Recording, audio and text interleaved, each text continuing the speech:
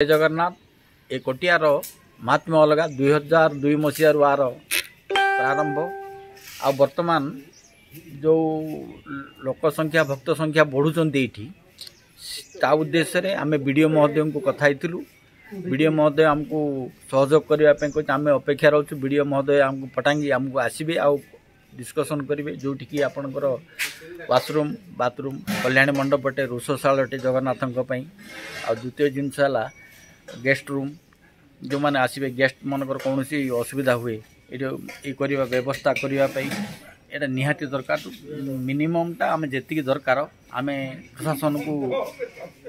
सहयोग कामना करुचु यही जो भक्त मान जो आसुंच कोटिया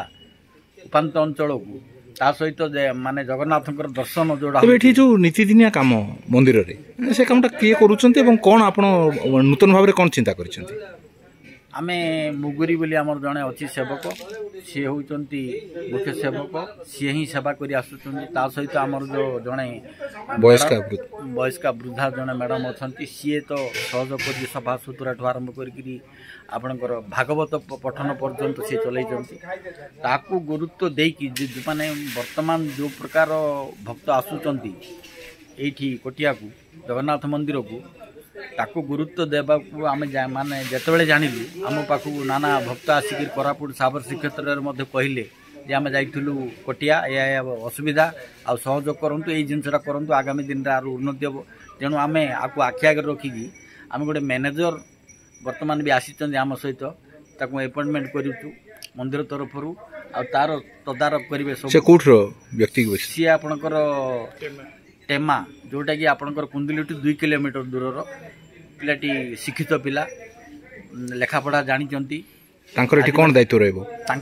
टोटाली मैनेजमेंट ऊपर रहिबो जोटा कि जगन्नाथ मंदिर साबर श्रीक्षेत्र आउ ये कोऑर्डिनेट करेंगे कौन सुविधा असुविधा डे टू डे ताको हम कोऑर्डिनेट करेंगे ताको आम नहीं आम जेते पारुचु बा प्रशासन बा आपनकर भक्तगण को नहीं आम ताको बांटिबू जहाँ जहाँ हम आगामी दिन रे से जगन्नाथ करेंगे आशा नहीं रोचु जय तेज बर्तमान आम कथबार्ता करवा जो नवजुवक दायित्व नापी आसी आमर आदिम श्रीक्षेत्र कोटियार दायित्व नवाक आसी मंदिर दायित्व नवाक आसी सहित कथबार्ता करवा भाई आपण परिचय टे देवे मो ना हरिश्चंद्र सागरी मोर ग्राम बड़टेमा मु आज जगन्नाथ मंदिर कोटियाटार आसी रहा तो आज जो जो मत ये देवे जोड़ा कार्य देवे मुझे कार्य भल भाव करी देखाशुना करी मंदिर को केते पर्यंत पढ़ी कौन सब प्लस मु डीएवी कॉलेज ग्रेजुएशन +3 कंप्लीट करी बीए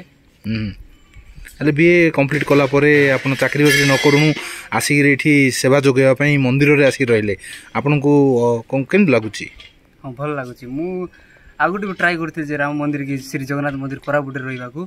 जो ये मिलला तो ये भी खुशी अच्छी जो भगवान का सेवार तो जोटी भी सेम तो मैंने जीवन लक्ष्य भगवान पाखे पूजा कर रहा हाँ मो सान बल्टू इच्छा थी लगी गोटे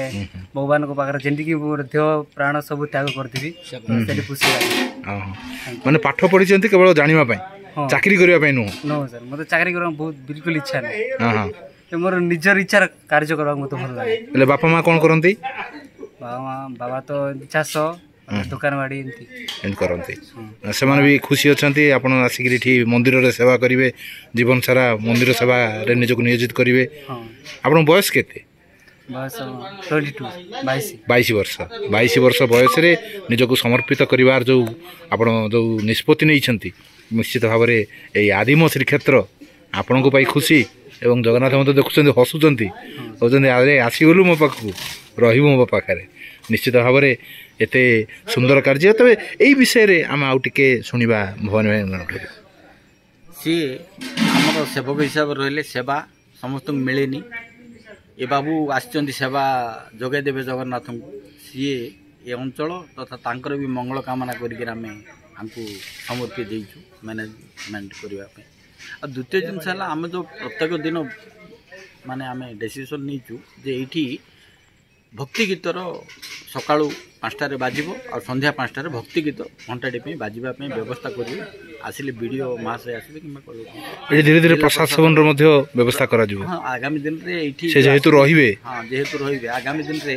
जदि 50 जन किमा 30 जन किमा 10 जन किमा 5 जन आसंती केही ठु भोकिला जीवेनी प्रसाद पाइकिर जीवे से व्यवस्था भी हमें